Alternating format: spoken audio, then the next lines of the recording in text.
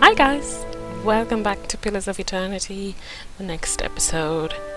As I have said, I'm going to use this episode to investigate some of the stuff that's going on in Dreadfort. Sure. So, we know we have the Nyfre, or whatever her name is, the mother that killed several people, or several children, that is, and he's trying to find her. So, let's see what that...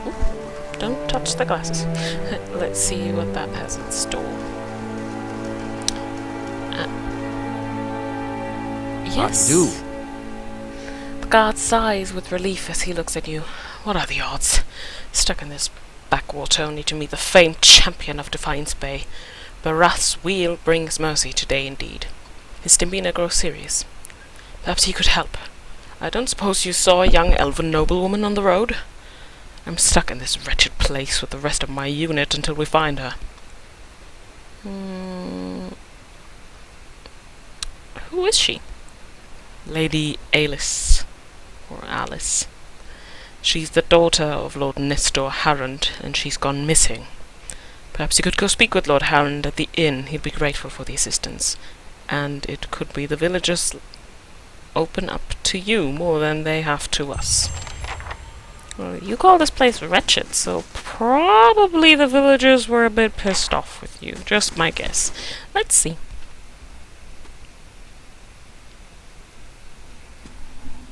We're gonna talk to this guy in the inn. We're gonna go there in a minute. I could steal stuff right under their noses, but I am not rude, so... Got anything interesting to say?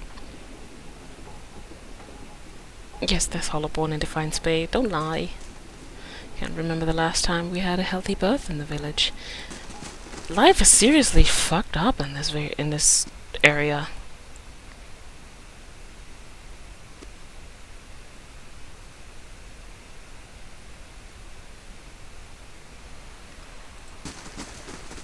Alright. So, these guys didn't have anything interesting to say. So... let's see what's over here. Isn't this something? I found a thing! Rippled sponge and a grappling hook. Always good.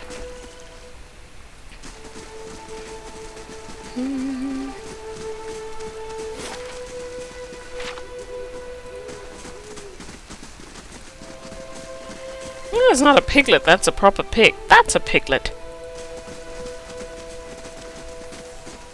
Rumbald. A man paces angrily in front of a wrecked animal pen, his sun-weathered face twisted with ire. He's so wrapped in his fury that he doesn't seem to notice you. Galloway's slobbering beasts, blazing, bloody effigy, thrice-stemmed salty wench and her soggy... What's wrong? You should really mind your language. Watch where you're going, you raging fool. That's probably not the best way to pray to the gods. That's probably not the best way to pray to the gods. Fat lot of good they've done me so far. Just look at this mess. My pen ruined and all but a few measly runts gone. What are you talking about? Calm down and tell me what happened. At least you're still in one piece. That's something to be thankful for. I've had about enough of your tone, farmer. Tell me what happened. He bites his lip and closes his eyes. His nostrils flare with each quick, angry breath. Wife's always telling me to mind my temper. Just breathe deep and count to 10. An ogre moved into the area not long ago. Folk have been seeing glimpses and tracks out in the wood, but it seemed to be staying away from town. Or so we all thought until it made off with my pigs. Now everyone's afraid it's going to develop a taste for kith. If it hasn't already. What do you mean to do now? Your swine are long gone. It's best you move on. Did you see the ogre take your pigs? Or tell me how I can help. What do you mean to do now? I know it's too late to get my pigs back, but I'd set my mind at ease to see that thing's head shorn from its neck. In fact, you bring its ugly pate to me, and I'll train you for something that's of less use to a farmer like me than to a rowdy-looking sort like yourself. Rowdy? What do you know about the ogre? I've been sent to find an Orlan named Nyfre. Know where she is. Let's go with the ogre first. The Living Lands. Oh, is that where I'm from? That's where I'm from. It's the same as any other, I'm sure. Big, ugly son of a bitch with a nasty temper and an appetite to match. Triggle could tell you more. He claims to have seen it in the wood. You can find him in his shop, right by the broken tower. He waves a hand. It's got to be tiny compared to the sorts of beasts you see out in the Living Lands. Yeah, that's where I'm from. Need something else? Let's ask about Nyfre. Never heard of her. Well, you're under use. The music in this town specifically, sounds very Lord of the Ring-ish. No, wait. Laying low. Hey there. Steal it. Steal the veggies. Take 'em. Sure. No, all of you. They'll never know I'm here. That's another one of those. Oop, sorry. Of those guards. Alright, I guess it is time to go into the Dracogen Inn. Dracogen? Let's go with Dracogen. It kind of sounds like Hulk Hogan, so I'm gonna go with that. You are just people. Sid, you look like I could talk to you. I just want to find her. Surely even you can understand that. That must be the Lord person. A redhead stands by the fire, tuning her lute and plucking its strings. She hums snatches of a melody as she goes. First time at the Dracogen. Normally I'd have a song ready, but I haven't quite worked out this tune yet. I'm writing some chants about the founding of this inn. Say, you interested in the story? I haven't finished the chants, but I could tell you about it all the same. Let's have it! Pelagia rolls her golden eyes and exhales for an excessively long time through her nose. It was built in the time of Hadred's rebellion. An Adirian lady, Thainu, once had a keep here. One of the towers still stands, but the rest is said to be buried under the village. Anyway, she stuck to the side of the Empire, and a contingent of Duke Hadred's Knights of the Crucible helped the farmers and colonists in the area turn her keep to rubble.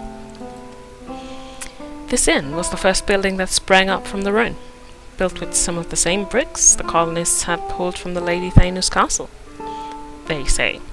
Supposedly, the quarterstaff of the chief wizard even got lost in the construction, mortared into a wall or nailed under a floorboard. Anyway, the inn was supposed to be a haven and a meeting place while the locals built their new town. I take it something went wrong. What's a Lady Thainu? Yeah, let's ask that first. A Thane, or Thainu, is a man or woman who's part of the military elite. A knight, if you will. Typically, the position is inherited. A Lord Thane, or Lady Thainu, owns land and also commands several unlanded Thanes. The woman who last held the keep here came from a long line of landed Thanes. So, I take it something went wrong. Dear Woodens are an ornery lot, and the more these new neighbors met, the more they argued. They realized they didn't agree on much beside ousting the old lord. The biggest divide was over the Glenfathans and their nearby ruins.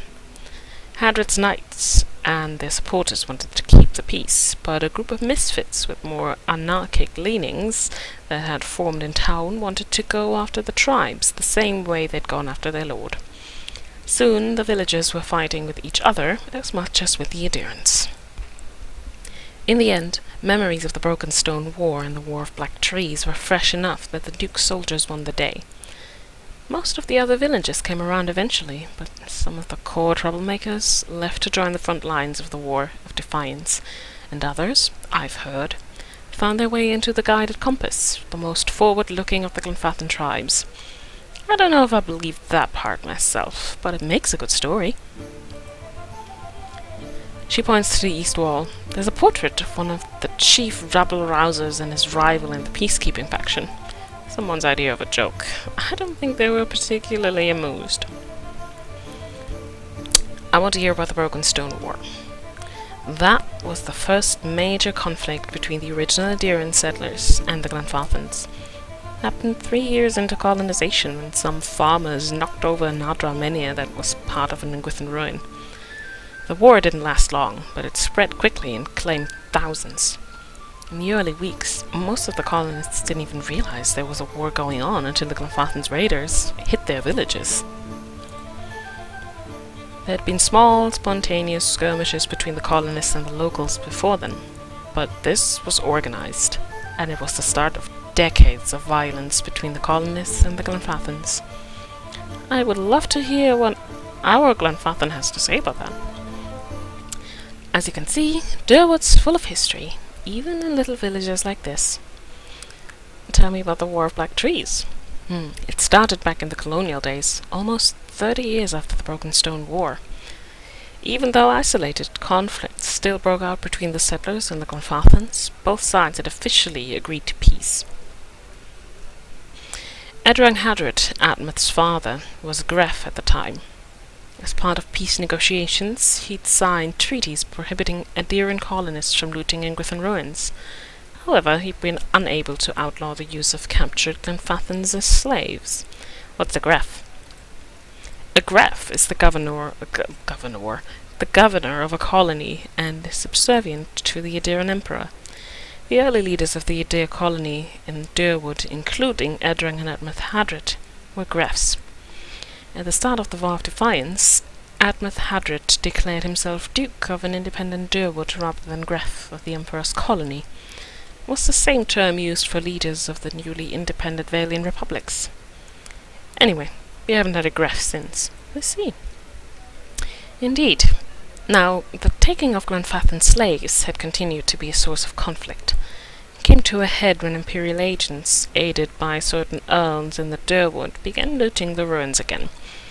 See, the Empire had never actually agreed to Hadred's treaties on the matter, and the recent secessions of the Valian republics likely left them eager to weaken Hadred's position. The looting sparked a brutal slave uprising and a guerrilla campaign among the Glenfathans. Edrang Hadred was too old to lead forces into battle, and so he sent his son Admeth. Admeth made a costly but effective decision that ended the war faster than anyone could have imagined. He burned the forest near the Isaean River to keep the Glenfathan war bands from retreating. Thousands of Glenfathans died, and as Admeth repeated his scorched earth tactics in the following months, he wore down the remainder of their forces. To this day, over 150 years later, there are still sections of the Durwood where the trees are nothing but bare, charred trunks. I think, I could be wrong, but I think somewhere over here, I think it might have been Margaret's Fork, but it could also have been the Black Meadow. It was probably the Black Meadow. We saw that. They were like dragon skeletons and some burnt trees that just didn't grow. I think that was probably the result of that. My lord, perhaps you should leave and check the wilds. Perhaps you should. Goodbye.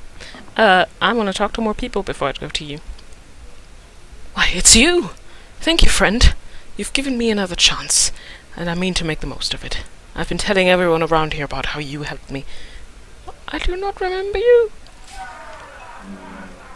Eon, who are you? Eon, was that the guy?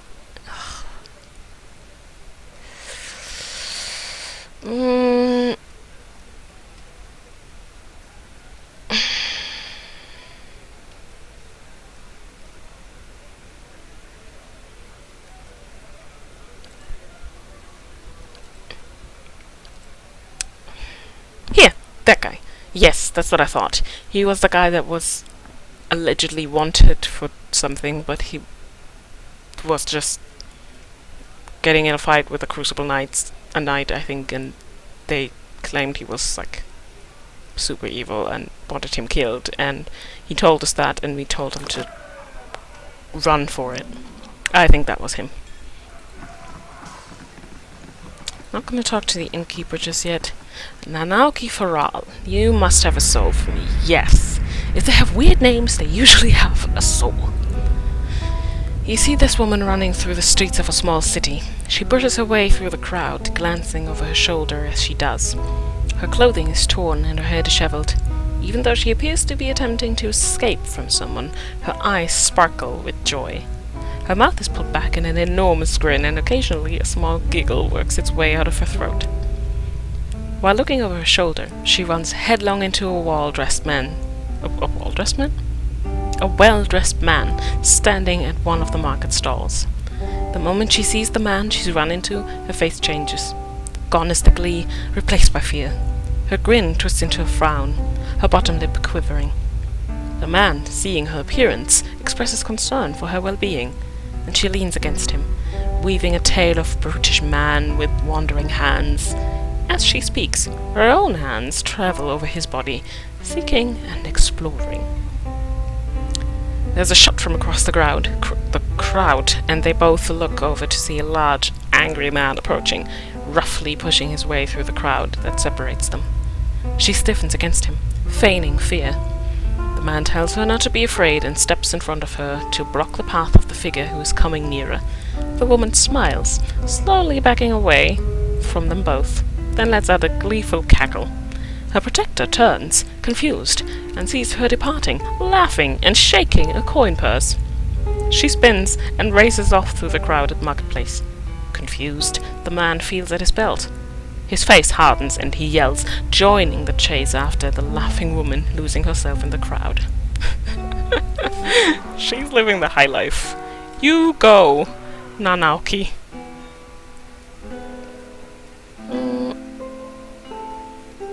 I'm gonna walk right past the Lord and talk to Danda Valero first.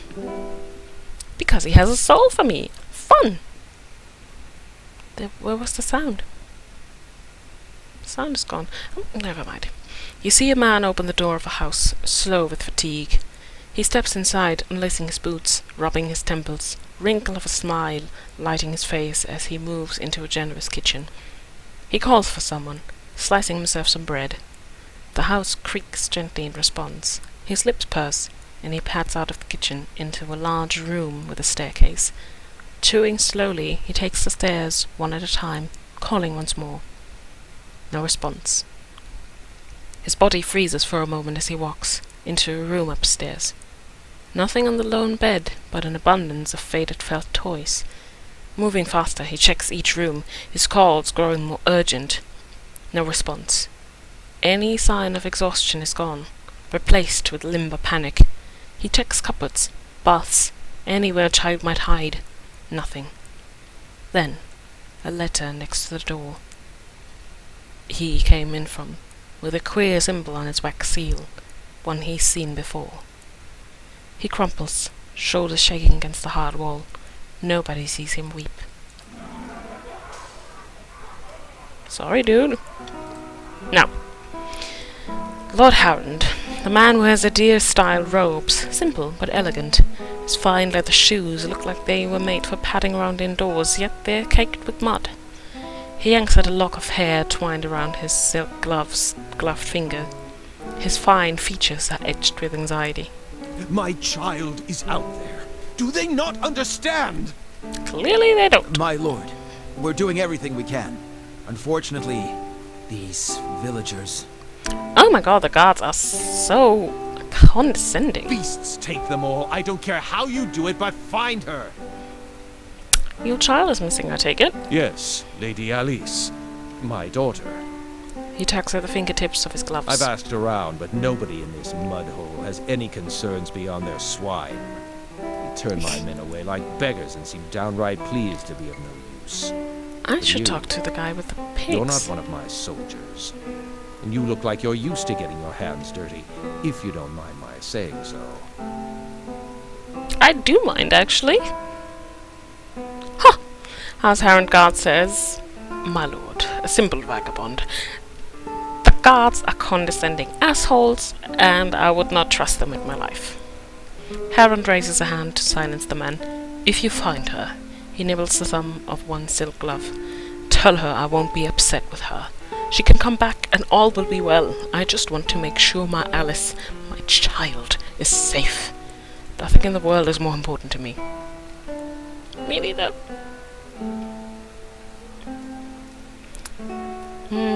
I'd like to ask a few questions about your daughter. Tell me about yourself. I'd like to ask a few questions about your Elise. daughter. Of course. I'm not sure if I care about what she looks like. Tell me about her. Oh well, no. She's a striking young woman. Bears more resemblance to her mother than to me. She has auburn hair and delicate, well-bred features. She must be 28 or 29 now. How can you not know how old your daughter is? You should know that, buddy. You should know that. Tell me about her disappear. No, let's talk about... Why did you come here first? It was merely a stop along the way to Anna's rest. However, she took ill shortly before our arrival, so it seemed prudent to allow her a few days to rest. What's in Anna's rest? He frowns, as if about to protest, but he gives in with a sigh. Lady Alice has reached an age where it is prudent for her to marry. Given this legacy business, I can't let her fertile years slip by, nor do I want her womb to fester in the presence of so many hollowborn. Where's the rest of your family? Surely they wouldn't want to miss your daughter's betrothal? Lady Harrand is ill-suited for travel, I'm afraid, and unfortunately Alice has few other close relatives. My sister and her husband, Alice's aunt and uncle, of course, have been visiting Adir these past months. And as for siblings, Alice has none. My wife has only given birth to Hollowborn since Alice, that is. He doesn't look like an elf, though.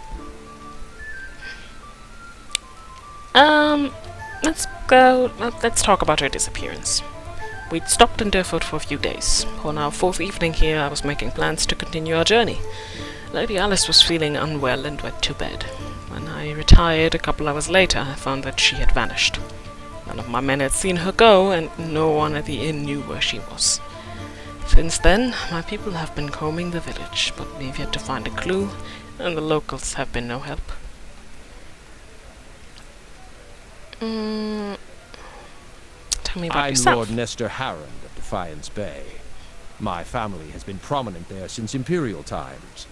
Our primary estate is on the outskirts of Brackenbury, but we have holdings in New Halemar as well. Those went to my sister and her husband. I heard you arguing with the A innkeeper. petty, small-minded man, just like the rest of them around here. Yeah, insulting I've them been won't paying get you him an help. honest fee for board and bed, and yet he can't be bothered to stir himself to concern for my Alice. Actually, he seemed angry at you. People from these backwater villages take offense for sport. You have to but show up with a full coin purse, and they'll hear insults in the jingle of your step. Well, They forget that Duke Hadred came from the privileged classes, as did all of the other earls and lords who financed the rebellion they're so proud of. maybe if you weren't such a douchebag and your guards weren't such douchebags, people would be nice to you. This is why I'm hoping you can help. I should have never trusted these people around my child. Yeah, you're a dick. I cannot blame Alice if she actually did run away.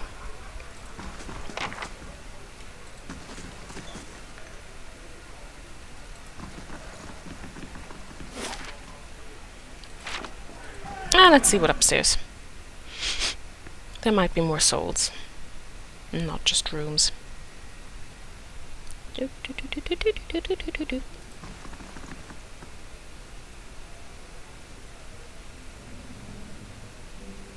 Why won't you? Oh, nice. Let me save you, because that might end in conflict. Hello! The Orlan hovers by the window, peering out of it every few seconds. As you enter the room, she watches you carefully, her hand hovering over her stiletto. She cranes her head to peer behind you. Anyone follow you? Who sent you? Someone told me you are responsible for heinous killings in Defiance Bay. Let's hear her side of the story before we A. attack or B. act dumb. Let me guess. Was that someone named Medrith? She draws her stiletto. It's a lie. Plain and simple. I got on the wrong side of his employers, and now he's after me.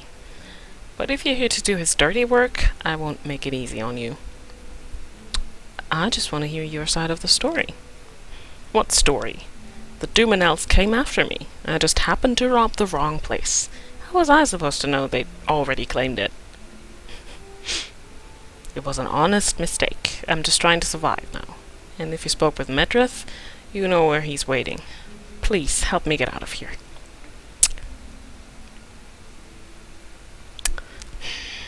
So my options are to lie to her and send her into the trap, to tell her the truth and let her escape, or to attack her myself.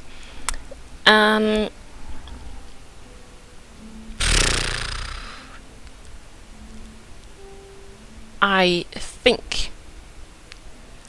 think back when we were in Defiance Bay, we were starting to get on a good foot with the Dumanels, who were like this kind of mafia family in Defiance Bay. So yeah, I think that happened. And I don't know, it might help us improve our standing with them if we kill her.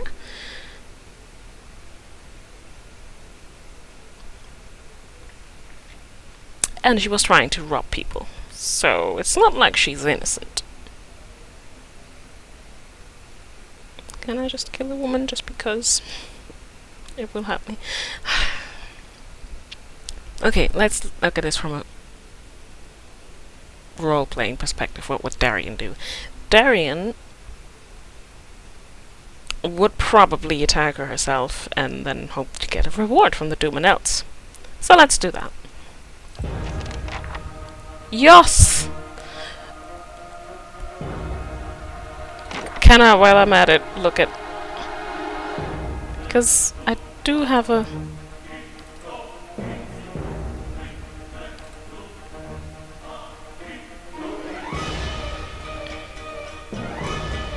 How's Dumanel? Eccentric. Faintly mixed.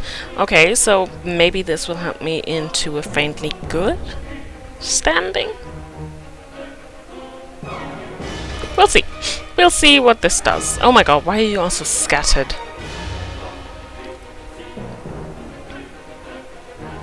Let's go after her first. That's it! And let's do some magic, shall we?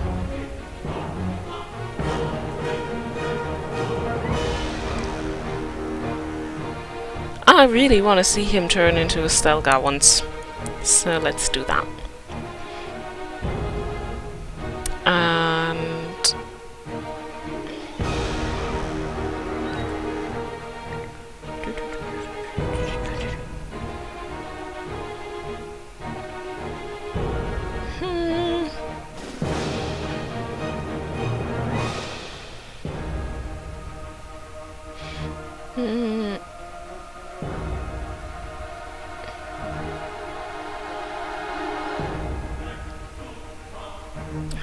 I've been using Pelagina wrong. But meh. Let's see what happens. Holy shit, that thing is huge! Guys, we need to make way. Kinda stuck over here. Yes, I know. That's because they blocked the path. Grrr.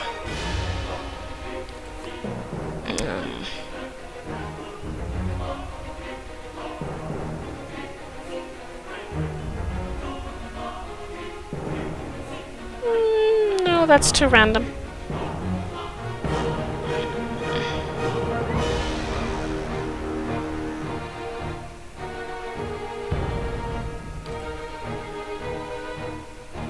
There's no friendly fire, is there? It doesn't seem so, because they would look differently, wouldn't they? Let's see what happens.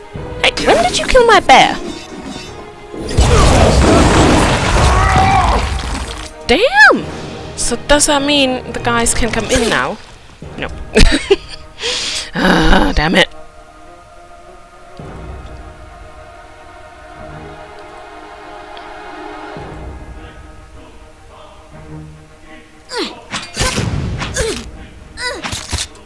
Oh, why?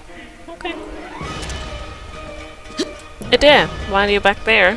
Why don't you attack this guy? Lavaru. Good job. And she's dead. Nice. Everyone? Can That's you how it's done. just turn back? Ooh, that was a bloody mess. He just spattered everywhere. Some nice stuff. Ooh, lots of nice stuff. I'm gonna take a close look at all of that later. Sure. But not in this episode. All I'm gonna do in this episode is go back downstairs. I hope this decision to kill her doesn't come back to bite me in the ass. It probably will. But that is something for the next episode. If you enjoyed this one, leave a comment and a like. And maybe click the subscribe button below to see more of Pillars of Eternity and my other videos. And I will see you in the next episode of this week's Pillars of Eternity marathon. Bye!